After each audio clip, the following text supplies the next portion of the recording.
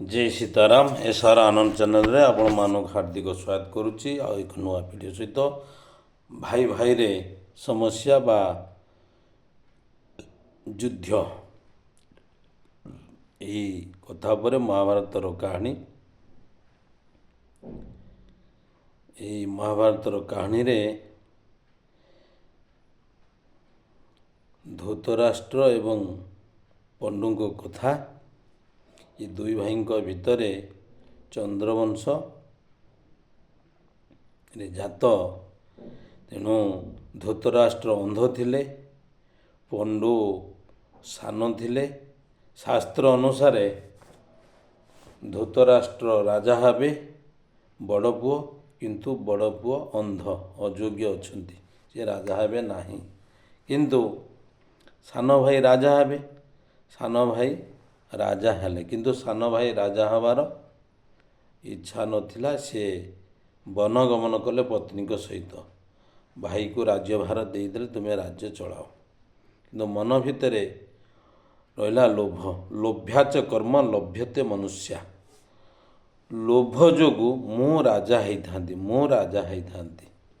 तेणु यही कथा गुड़िक मन भितर बारंबार प्रम्पटिंग है मो पुत्र राजा होता मु राजा होता यही कथा अनुसार लोभ जोगु ये हला माने दुई भाई भितर युद्ध होउछि माने ईर्षा भाव सृष्टि हला तेणु ये दुई भाई युद्ध माने लोभ जोगु एमाने कौन कले ना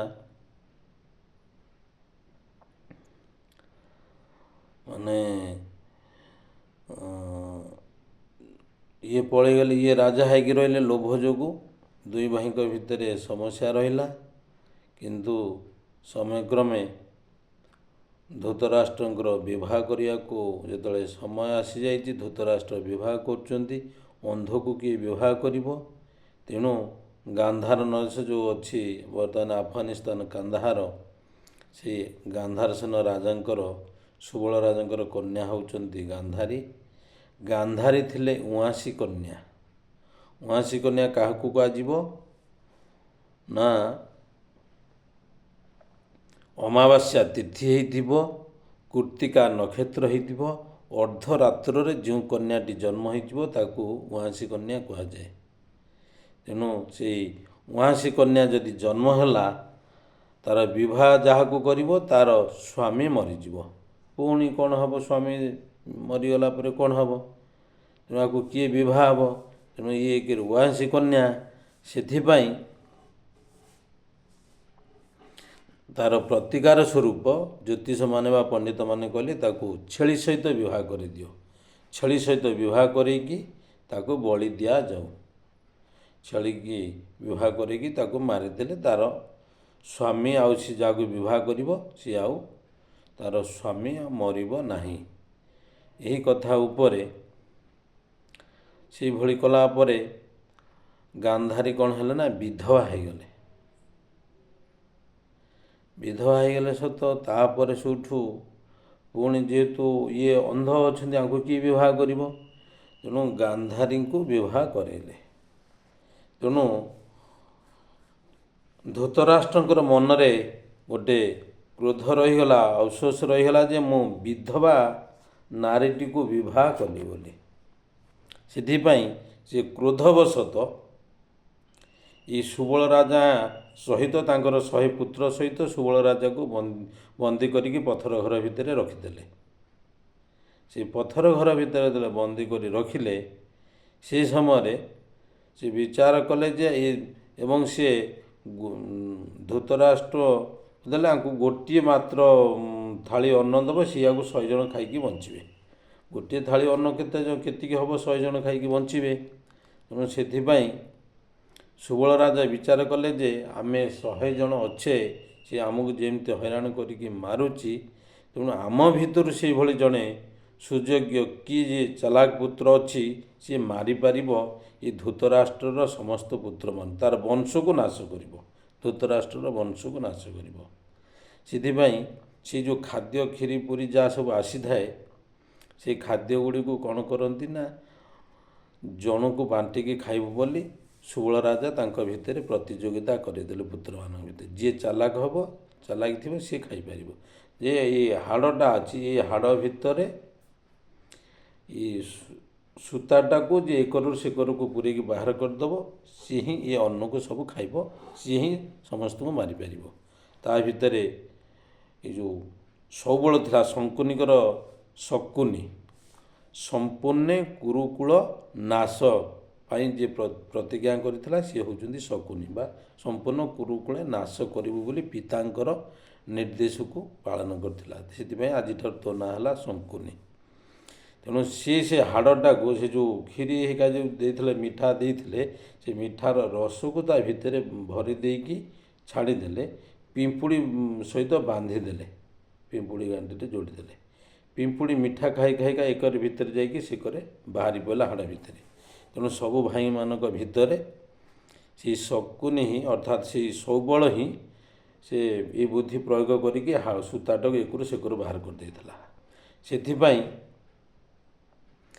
ଶକୁନି ହିଁ ସେ ସବୁଦିନ ଯେଉଁ ଆହାର ଥାଳିଟା ଆସେ ବା ଅନ୍ନ ଥାଳିଟା ଆସିବ, ସେ ଥାଳିଟିକୁ ସେ ଏକା ହିଁ ଶକୁନି ଖାଉଥିଲା। ଆଉ ସମସ୍ତେ ଦିନ ପରେ ଦିନେ ଜଣ ଜଣଙ୍କର ଭୋକ ଉପାସରେ ମୃତ୍ୟୁରେ ଜର୍ଜରିତ ହୋଇ ମଲେ। ଶେଷରେ ଏଇ ଗଙ୍ଗାଙ୍କ ଠାରୁ ସୁବଳ ଆଶୀର୍ବାଦ ପ୍ରାପ୍ତ ହୋଇଥିଲେ ଯେ ତୋ ହାଡ଼ରେ ଯାହା ହେବ ସିଏ ଭବିଷ୍ୟତ କଥା କହିଦେବ, ସବୁ ପରିବର୍ତ୍ତନ କରିଦେବ। ସୁବଳକୁ ସେ ହାଡ଼ରେ ବତେଇଥିଲା, ମଲା ପୂର୍ବରୁ କହିଥିଲା, ମୋ ଏଇ ହାଡ଼ରେ, ଏ ଯେଉଁ ହାଡ଼ ଅଛି, ଏଇ ହାଡ଼ରେ ତୁ ପଶା କାଠି ତିଆରି କରିବୁ, ସେ ପଶା କାଠି ତୁ ଯାହା ଡାକିବୁ ସେୟା ହିଁ ହେବ। ଏହାଦ୍ୱାରା ତୁ ଖେଳକୁ ଜିଣିପାରିବୁ। ତେଣୁ ଯୁଧିଷ୍ଠିର ଥିଲା ଖେଳପ୍ରିୟ, ତେଣୁ ଯୁଧିଷ୍ଠିରଙ୍କୁ ଡାକନ୍ତି ଖେଳକୁ, ଯୁଧିଷ୍ଠିର ଖେଳପ୍ରିୟକୁ ଆସେ। ତେଣୁ ଏହି ସମୟରେ ଧୀରେ ଧୀରେ ଧୀରେ ଧୀରେ ସମସ୍ତେ ଗୋଟି ଗୋଟି ମରି ଚାଲିଲେ। କିନ୍ତୁ ଦିନେ ଦୁର୍ଯ୍ୟୋଧନ ସେଇ ବାଟ ଦେଇ ଯାଉଥିବା ସମୟରେ ଦୁର୍ଯ୍ୟୋଧନର ସେ ଯେ ମାନେ ଏଇ ଶଙ୍କୁନି, ଏଇ ସୁବଳ ରାଜାଙ୍କୁ ଯିଏ ଖାଇବାକୁ ଆଣିକି ଦେଉଥିଲା, ସେ ଦାସୀ ସେ ବାଟ ଦେଇକି ଯାଉଥିଲା। ଯୁଧିଷ୍ଠିର ଏ ଯେଉଁ ଦୁର୍ଯ୍ୟୋଧନ ସେଇ ସମୟରେ ସେ ଗୋଟେ ବଟ ବୃକ୍ଷ ମୂଳେ ବସିକି ପରିସ୍ରା କରୁଥିଲେ। ଦୁର୍ଯ୍ୟୋଧନ ଥିଲା ମାନି, ଅହଙ୍କାରୀ। ତେଣୁ ସେ ବିଚାରକୁ ପରିସ୍ରା ବସା, ଆରେ ମୋର ପରିସ୍ରାରେ ଫଳଟା, ଏତେ ବଡ଼ ବୃକ୍ଷର ଫଳଟା, ମୁଁ ମାନେ କେତେ ବଡ଼ ମାନେ ରାଜା, ମୋର ପରିସ୍ରାରେ ଫଳଟା ମାନେ ଭାସିକି ପଳେଇଯାଏ। ଏ କଥା ଭାବିକି ମନେ ଅହଙ୍କାରୀ ହେଇକି ମନେ ମନେ ଭିତରେ ହସିଦେଲା। ମନେ ମନେ ଯେତେବେଳେ ହସିଲା, ତେଣୁ ସେହି ସମୟରେ ସେ ଦାସୀଟି ନେଇକି ଯାଉଥିଲା ଖାଇବାକୁ ଦେବାକୁ, କାହାକୁ? ସେଇ ସୁବଳ ରାଜା ଶକୁନିର ସମସ୍ତ ପରିବାରଙ୍କୁ। ସେଟା ଦେଖି, ତୁ କାହିଁକି, ମୁଁ ତ ମୋର ଏଇ ବକରେ ହସିଲି ଫଳଟା ଭାସି ଦେବା ଦ୍ୱାରା, ତୁ କାହିଁକି ହସିଲୁ? ତାର ସତ୍ୟ କଥା କହ। ଯଦି ନ କହିବୁ କାଲି ସକାଳେ ତ ମୁଣ୍ଡ କାଟିବି, କାଲିକି ମୋତେ କହିବୁ। ରାଜସଭା ବସିଲା, ଡାକିଲା। ସେ ସମୟରେ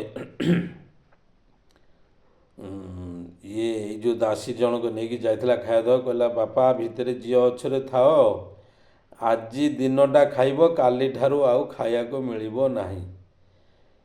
ଶକୁନି କହିଲା, କ'ଣ ହେଇଛି?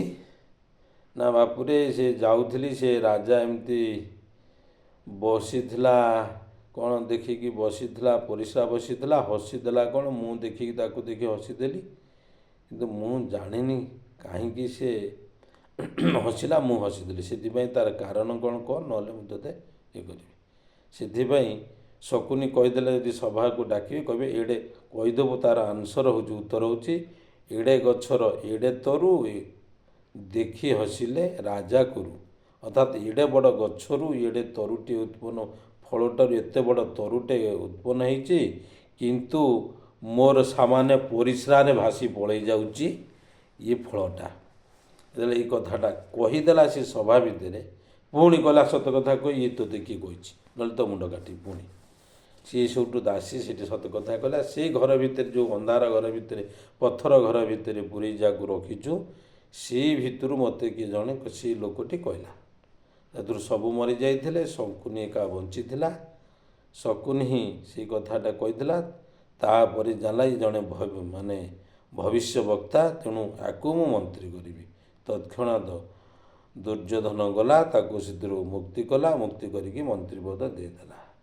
କିନ୍ତୁ କାନ କୁହା କଥା ସବୁବେଳେ ରହିଛି ଭାଇ ଭାଇ ଭିତରେ। କାନ ପାଖରେ କି କାନରେ କଥା କହୁଛି ସବୁଦିନ ଧନ କ'ଣ କହିଲା? ଲୋଭ୍ୟାଚ କର୍ମ ଲଭ୍ୟତେ ମନୁଷ୍ୟା, ଲୋଭ୍ୟାଚ କର୍ମ ଲଭ୍ୟତେ ମନୁଷ୍ୟା। ଲୋଭ ଯୋଗୁଁ ମନୁଷ୍ୟ କର୍ମ କରିଥାଏ। ତେଣୁ ବାରମ୍ବାର ଶକୁନିର କର୍ଣ୍ଣରେ ପିତାଙ୍କର କଥା ମନେ ପଡ଼ିଲା। କୁରୁବଂଶ ସମ୍ପୂର୍ଣ୍ଣ କୁରୁବଂଶ ନାଶ ବା ନଷ୍ଟ କରିବୁ। ଏ କାନଟା ମନରେ ବାରମ୍ବାର ତାର ଶକୁନିର ମନରେ ପ୍ରମ୍ପଟିଂ ହେଲା, ମୁଁ ଆକୁ କେମିତି ନାଶ କରିବି। ସେଥିପାଇଁ ଭାଇ ଭାଇ ଭିତରେ ଯୁଦ୍ଧ କରେଇଲା, ପଶା ଖେଳେଇଲା, ପଶା ଖେଳେଇକି ମୁଁ ଆକୁ କେମିତି ମାରିବି। ତେଣୁ ପଶା ଖେଳେଇକି ଯୁଧିଷ୍ଠିରଙ୍କୁ ହରେଇଲା ସବୁ।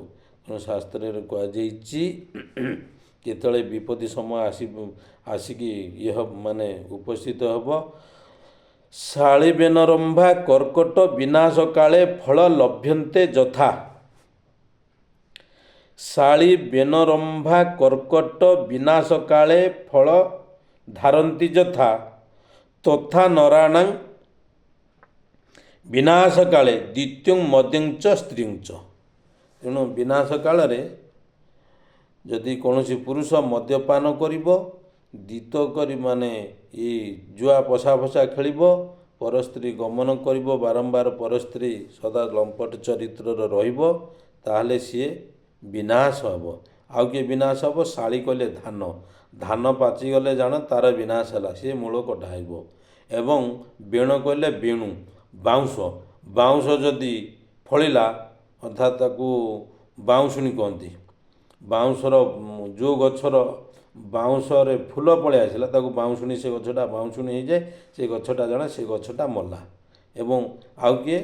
କର୍କଟ କହିଲେ କଙ୍କଡ଼ା, କଙ୍କଡ଼ା ଯେତେବେଳେ ଛୁଆ ଦେଇଦେବ ତା ଛୁଆ ତାକୁ ହିଁ ଆଗେ ଖାଇଯାଆନ୍ତି, ତାର ମୃତ୍ୟୁ ହେଇଯିବ, ଫଳ ଫଳିଲା ହେଲା। ଏବଂ ଇଏ ଯଦି ଏତିକି ଜିନିଷ ଫଳ ଧାରଣ କରନ୍ତି ଜାଣ ତାଙ୍କର ବିନାଶ ସମୟ ଆସିକି ବଳେ। ଏବଂ ରମ୍ଭା କହିଲେ କଦଳୀ ଗଛ, କଦଳୀ ଗଛ ଯେତେବେଳେ ଫଳିଯିବ ଜାଣ ତାର ମୃତ୍ୟୁ, କଦଳୀ ଫଳିଗଲା ପରେ ତାର ମୃତ୍ୟୁ ସମୟ ଆସିକି ପହଞ୍ଚିଗଲା। ତେଣୁ ଏହି ପ୍ରକାରେ ଯେ ଏ ମନୁଷ୍ୟର ଏ ସମୟରେ ବିନାଶ ଆସିକି ପହଞ୍ଚେ, ତିନିଟା ଖରାପ ସମୟ ଆସିକି ପହଞ୍ଚେ। ସେ ସମୟ ମାନେ ଶାସ୍ତ୍ରରୁ ଜାଣିଦେଲା ମୋର ଏ ସମୟ ଖରାପ ଅଛି, ସତର୍କ ହେଇଯିବା ଦରକାର, ନହେଲେ କର୍ମ ଭାଗ୍ୟ ବୋଲି ଅର୍ଥାତ୍ କର୍ମ ଭାଗ୍ୟ ତିଆରି କରିଥାଏ। ଆମେ ଯେଉଁ ଭାଗ୍ୟ ବୋଲି କହୁଛେ, ମୋ ଭାଗ୍ୟରେ ହେଇଗଲା, ଆମେ ହିଁ ଭାଗ୍ୟକୁ ତିଆରି କରିଛେ। କାହା ଦ୍ୱାରା? କର୍ମ ଦ୍ୱାରା ହିଁ ଭାଗ୍ୟ। ଏ ଯେଉଁ ମହାଭାରତରେ ଏ ଯେଉଁ ସବୁ ଘଟଣା ଘଟୁଛି ଏସବୁ ଜାଣନ୍ତୁ କର୍ମ ଦ୍ୱାରା ହିଁ ଭାଗ୍ୟ ସବୁ ତିଆରି ହେଇଛି। ତେଣୁ ଏହି ପ୍ରକାର ଏସବୁ ଥିଲା ଟପିକ୍ ଗୁଡ଼ିକ। ଶେଷରେ ଶକୁନି ପଶା ଖେଳ ଖେଳେଇଲା, କୁରୁବଂଶକୁ ନାଶ କଲା। ଏବଂ ଏସବୁ ଟପିକ୍ ଗୁଡ଼ିକ ଆଲୋଚନା କଲି ଯେ ଭାଇ ଭାଇ ଭିତରେ ଝଗଡ଼ା ଯେଉଁ ହେଉଛି ଲୋଭ ଯୋଗୁଁ, ଲୋଭକୁ କଣ୍ଟ୍ରୋଲ କରିବାକୁ ପଡ଼ିବ। ଗୋଟିଏ ସମୟରେ ରାମକୁ ଯେତେବେଳେ ରାଜସିଂହାସନରେ ବସିବାକୁ ଗଲେ, ସେହି ସମୟରେ ଭରତଙ୍କୁ ରାଜା କରିବା ପାଇଁ କୈକେୟୀ ବି ମଧ୍ୟ ବର ମାଗିଥିଲା। ତେଣୁ ସେହି ସମୟରେ ଭରତ ସେ ରାଜ୍ୟ ସିଂହାସନ ସବୁ ତ୍ୟାଗ କରିଦେଲେ, ମୋର ଦରକାର ନାହିଁ ଭାଇ, ମୁଁ ତୁମେ ହିଁ ଏସବୁର ସମ୍ପତ୍ତିର ଭୋଗ ଅଧିକାର। ଗୋଟିଏ ସମୟରେ ସମ୍ପତ୍ତି ଭାଇ ଭାଇକି ସବୁ ତ୍ୟାଗ କରିଦେଉଛନ୍ତି। ଆଉ ଗୋଟିଏ ଚରିତ୍ରରେ ଦେଖନ୍ତୁ, ମାନେ ଦ୍ୱାପର ଯୁଗରେ ଏମାନେ ସମସ୍ତେ ଭାଇ ଭାଇ ଭିତରେ ଝଗଡ଼ା ହେଲେ ଲୋଭ ପାଇଁ, ସମ୍ପତ୍ତି ପାଇଁ। ଗୋଟିଏ ସମ୍ପତ୍ତି ତ୍ୟାଗ କରିଦେଉଛି, ଜଣେ ସମ୍ପତ୍ତି ପାଇଁ। ତ୍ୟାଗରେ ହିଁ ଆନନ୍ଦ ଥାଏ, ତ୍ୟାଗ ହିଁ ପୁରୁଷ ବାକର। ଆଜି ଭରତ ସଦାସର୍ବଦା ପୂଜିତ। ରାମାୟଣରେ ଭରତ ଚରିତ୍ର ଯିଏ ପଢ଼ିବ ତାର ଆଖିରେ କେବେ ବି ଲୁହ ମାନେ ଇଏ ହେଇକି ରହିପାରିବ, ସେ ଧୈର୍ଯ୍ୟ ଧରିକି ରହିପାରିବ ନାହିଁ, ତା ଆଖିରେ ଲୁହ ଆସିଯିବ। ଭରତ ଚରିତ୍ର କେତେ ସୁନ୍ଦର ଚରିତ୍ର, ରାମାୟଣ ଯଦି ପାଠ କରିବେ ତାହେଲେ ଜାଣିପାରିବେ। ଏହିସବୁ ଥିଲା ଟପିକ୍। ଭାଇ ଭାଇ ଭିତରେ ଝଗଡ଼ା ହେବାର କାରଣ ହେଉଛି ଲୋଭ। ଏବଂ এই ଲୋଭକୁ କଣ୍ଟ୍ରୋଲ କରିବାକୁ ପଡ଼ିବ। ଯଦି ଲୋଭକୁ କଣ୍ଟ୍ରୋଲ ନ କରିବେ ତାହେଲେ ଝଗଡ଼ା ଲାଗିକି ରହିବ। କାନକୁଆ କଥା ଶୁଣିବେ ଭାଇ ଭାଇ ଭିତରେ, ପତ୍ନୀ ଆସିକି କହିବ, ସ୍ତ୍ରୀ ଆସିକି କହିବ ଏମିତି ଗଲା ସେମିତି ଗଲା, ବାରମ୍ବାର ସିଏ କହିବ ଦେବିନି, ଇଏ କହିବ ମୁଁ ନେବିନି ବା ମୁଁ ଛାଡ଼ିବିନି, ଏମିତି ହେଇକି ଝଗଡ଼ା ହୁଏ ଭାଇ ଭାଇ ଭିତରେ ସମସ୍ୟା। ତେଣୁ ଆଜିର ବକ୍ତବ୍ୟକୁ ଏଇଠି ରଖୁଛି। ଭିଡ଼ିଓଟି ଭଲ ଲାଗୁଥିଲେ ଲାଇକ୍ ସେୟାର କରିବାକୁ ଭୁଲିବେନି। ଜୟ ସୀତାରାମ।